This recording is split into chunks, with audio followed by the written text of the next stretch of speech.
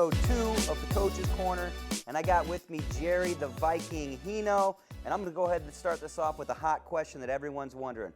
What was harder to learn, English or bottom wrestling?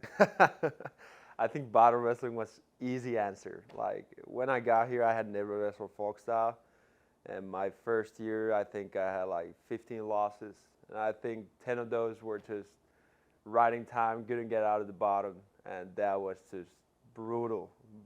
I still remember my first match, like folk style as well. Like didn't really even know the rules going to the first match, and it was like double overtime. I'm looking at the coaching staff like, did I win? Like it was brutal.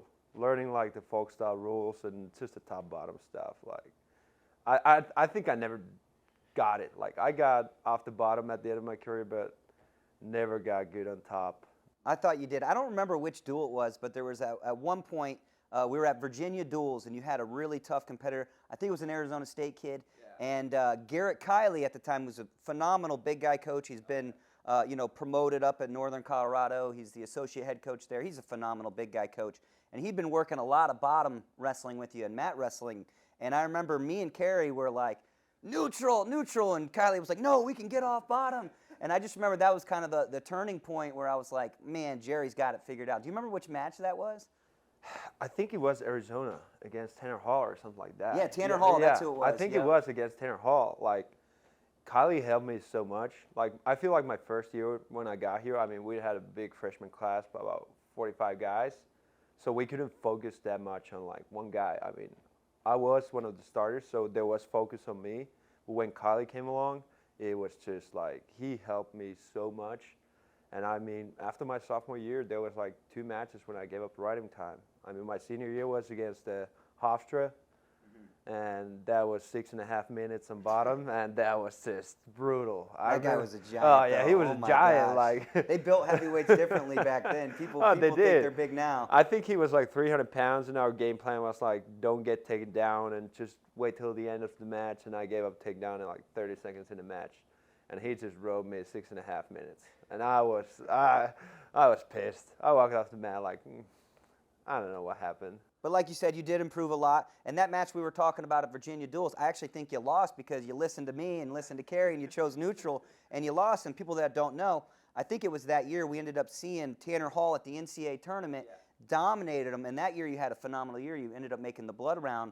And I think your ability to be able to ride guys out, which again in freestyle, if you don't know, you're not riding guys out. You're trying to turn them for 10, 15 seconds and then back on neutral. And I think your mat wrestling is sort of what helps you, go from, maybe being less successful in folk style to being one of the top dogs competing for a national title. And it was just like a mental change, like going from being a little bit afraid to shoot because you were like, oh, maybe I can't get off the bottom and it's going to be a long match, to just, you can shoot whatever you get taken down, you can get out of there. It was just huge change. But, I mean, it was still tough, like. Yeah. Well, let's move backwards even more. Like, what was it like coming to Campbell? And obviously you're from Finland, and maybe you had some ideas of what the United States would be like. I know you had your brother was already here, so maybe he was telling you some more. But what was kind of like that experience like when you first got here? Was it surprising? And then moving on from there, not just here, but were you able to explore other parts of the United States while you were here? Yeah, like first when I got here, obviously my brother Vila was here 2 years prior. And he always told these like stories what they're doing here, and I was like, all right. Like you couldn't understand before you got here, like how the training works and how everything else works. And I remember getting here, and I mean, I didn't know anything about like college wrestling. I mean, I have followed like NCAA finals, but that's it. And I remember coming in here, like kids talking like they're 4-time state champs, and I'm just like amazed, like, oh, all these guys are so good. But I didn't know like which state or whatever, so it was just totally new world for me. And like, I mean, my English was pretty good, but I remember going home after first day and telling my brother like, I don't know, like I think we're having all these tests coming like next week, and like what is the syllabus? Like they were just talking about the syllabus thing, like all like first class. Like is it like a test or something? And I was like, nah, don't worry about it. It's just like going over what's coming up, like in a course. Like there was just so many new things, and I feel like the first year it was just like learning experience. Like you had to figure the things out, like how things work here and stuff. So it was a little different, like here when I got here. Well, I think it's good you had Ville, and Yeah, for oh, people yeah. that don't know, Ville is like the ultimate old man. So he looks like an old man. You know, he really keeps to himself. He's very disciplined. You know, he was actually pulling some weight, so that makes him even more disciplined and probably put him more in a hole. And my understanding is when you first got here, you're almost like a hermit with him a little bit. And so I feel like after he left, you kind of opened up more, and I just remember how tight that class used to be. What was that process like? And you know, in that class you were around, I mean, you were around some of the best Campbell wrestlers in Campbell wrestling history. I mean, what was kind of that experience like? It was nice, and I mean, like you said, when I got here, like Vila helped me a lot. Like when I was walking around the campus, I remember like my first day. We used to go from like every office to office here, and I was just like, I don't know what's going on. Like you can just take care of it. So he had to do all this stuff, like figure himself out, like how to do it. And I could just like, as a little brother, just come in like, nah, you got me, like you got it all figured out, so help me out. And I feel like the first 2 years, like we used to hang out obviously a lot together, and it was different because he had to cut a lot of weight, and I'd just come home with chicken wings and, you know, iced tea, and he'd just eat a little bowl of rice and tuna or something. But after he left, and I got roommates like Andrew Morgan, John Ryan, Zurich, Mason Smith, so it was just different. Like we were just talking with Cobra, like it's weird that after every practice you went home and you had like your buddies there every time. And I feel like the team, I got more involved with the team, like when I started hanging out with the guys a little bit more, and obviously the team got better, so it made a lot different. You know, we got a little bit more success, so. Yeah, it was. Do you feel like that relationship helped build the success? Because again, you were here when Campbell was Oh, terrible. yeah, awful. But by the end of it, it was one of the best teams we've ever had, right? I think at one point you guys might have been ranked as high as 17 in the country. Yeah, I think 14 or something after right? Iowa State or whatever. Yeah, I think we beat Iowa State. You barely lost to Arizona State. Yeah, but Valencia tested positive for like 2 days afterwards, and he got DQ. So had he not been there, we would have won that duel, right? We beat Arizona State and Iowa State. Yeah. And then we might have had one more duel on that day, but yeah, it was Harvard. Harvard, okay. Yeah, so, yeah, but still. Some big wins. So yeah, I mean, you were here when it was, you know, terrible facility, you know, no great history, losing record, and as the team got closer and you guys got better, you know, like I said, all the way up to maybe just outside of the top 15 potentially, right? Do you feel like what came first, the relationships or the winning?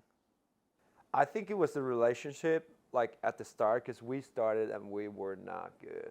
And I mean, we were just not good. And I think it was just we had a lot of guys here, like Q, you know, Drew, Josh. We were all like 4 years together. And we just worked hard. And I feel like at the end, we were like, we've been working way too hard to like lose. Mm-hmm. And it was just a relationship, like having guys like, hey, this is our final year, or maybe like my junior year, like we're just worked way too hard not to be successful. And I feel like the big part was like, we went through some hard work, like, you know, like hard workouts. And I mean, that kind of put us together. And like when guys started to win, the next guy was like, I got to win too. Like I can't lose. And the expectations just got higher, you know, like when somebody wins, like you don't want to be the guy who's losing in the lineup. Like you don't want to get the blame. So it put a little bit of pressure, but yeah, it was nice. Like the final years were real nice. Is there one workout that stands out and you're like, man, I'll never forget how terrible that workout was? Yeah, there was Mike Evans actually run on the track. That one workout, we ran like a loop, and after that it was like body carries. Mm-hmm. And he asked me like, who you going with? And I was like, not sure yet. And he was, you go with Lath. Oh. And Lath was at that point like 340 pounds. Yep. And we were supposed to go around the track, but there was a track workout. So we had to go around the fence, which was like double the distance, plus it was like this, so you had to run like a little sideways. With 350 pounds on your Oh, back. yeah. Oh, I remember that workout, and I mean, Lay was a big guy, so he couldn't even like hold his legs up. So he was pretty much just choking me from my neck, and I was just going like forward. Yeah, that was one tough workout. And I liked that. You know, I remember there being one time we're actually on at the football field and we're doing runs there, and I think Kerry kind of gave you an out, and he's like, hey, you don't need to do these buddy carries and hurt your back. And you still threw Lath on your back and did it. So, you know, for me, that's always stuck out to me on why I thought you became so great and improved so much, is that you never really backed out of the workout, right? And obviously, as a 125-pounder or 33-pounder, it's easy to put 133 pounds on your back. And so for you to still do the same workouts as these little guys with a big guy on your back, man, that's kudos to you, no doubt. Yeah. I think those were real tough workouts. And then like when Mike Evans came here, he always put Lath on me, and I was like, God. To be honest, I sometimes trying to like not see Mike on the days when there was body carry, so he don't put me with Lath. And he always did. Mike's one of my favorite guys, Oh, man. yeah. And those who know Mike Evans, man, he's kind of a crazy Iowa guy. He's got that crazy Iowa look, and he's always got these little antics, you know, like yelling in your ear. And you know, Mike started with me at Cal Poly. Oh, yeah, you were together at Cal Poly, yeah. Yep, and I remember his first day on the job, he told the heavyweight to carry this giant rock up this mountain, and he was our only heavyweight at the time. And the heavyweight does it by himself, gets halfway up the mountain and drops the rock on his feet, and it takes him out for half the season. And so Mike was always kind of pushing the limit.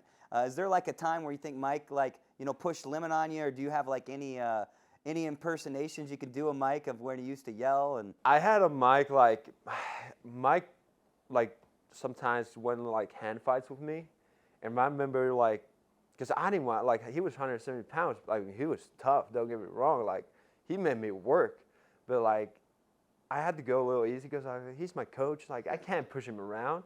And he was like, you got to go harder. And, like, what are you doing? And, like, you're a heavyweight. And next go, I just double-legged him and, like, smacked him on the mat. And I hear him, like, kind of like, But he got up and was like, yeah, that's what I like. And I was like, I'm a heavyweight. Like, what are we doing here? Yeah. But just great guy. I loved how he coached and everything, how he approached. My favorite thing is just hearing him, finish the workout, who cares? No matter what, if we're having a hard day, he was in somebody's ear just beating them to hell. But the one thing I could say, man, is the guys he coached, I mean, their eyes were on him. They would believe in anything he had to say. Just great coach. And he used to always, like, I had Buies at the end of my career, and then I had Kylie before that. But always before a match, he'd just come at me and tell me, like, you're a heavyweight. And I was like, all right, yeah, hell yeah, I am. Like, it was just nice. Like, he had those good, like, punchlines or something. Yeah. Like, he got you, like, fired up with those. And he's such an interesting cat. He used to, my last story about him is, he'd invite me to go fishing all the time. Oh, and yeah. He's a big fisherman. I mean, he goes all the time. I mean, he's always wearing his blue jeans that don't fit. And, he'd go out there and fish. And he'd always invite me, and I'd just feel bad because I just tangled my line. He's untangling it, yelling at me the whole time. And he'd invite me to go again. I go, why? So you can yell at me? The whole time. He never catches any fish when I go, But I always thought that was funny. And I don't know if you ever got to go fishing with him, but he takes it pretty serious. No, I wasn't a big fisherman guy, but I remember, like, my first day meeting him. It was right before summer when I went home, and I just met him, and I shook his hands like, hey, Jere, nice to meet you. And he just looked at me like, Mike, nothing else. And I was like, oh, this is going to be interesting. But he turned out to be, like, totally different guy. Yeah. Like, when I got back, he was like, oh, you play these, like, Clash Royale or Clash of Clans? And I was like, this guy plays, like, mobile phone games? Like, what's going on here? But, yeah, he was a great coach. Absolutely. Yeah. And kind of speaking of coach, you came here and did a motivational talk to the team. That was amazing. I think those guys really kind of hung on to every word you had to say. Yeah. And honestly, I was impressed. I wasn't sure what we were going to get. But you did a great job. And since you're here for 2 weeks, I know you have plans to stick around and train a little bit with Tay. And we've got to see some of that. And you're going to go up and, see Morgan and Kerry and some of those guys and Mike and then come back and train with Tay. What's it been like kind of training with Tay? What's it feel like? Obviously he's a lot different than when you left. Oh, yeah. I mean, what are your thoughts on being able to work with him and kind of give back to him a little bit?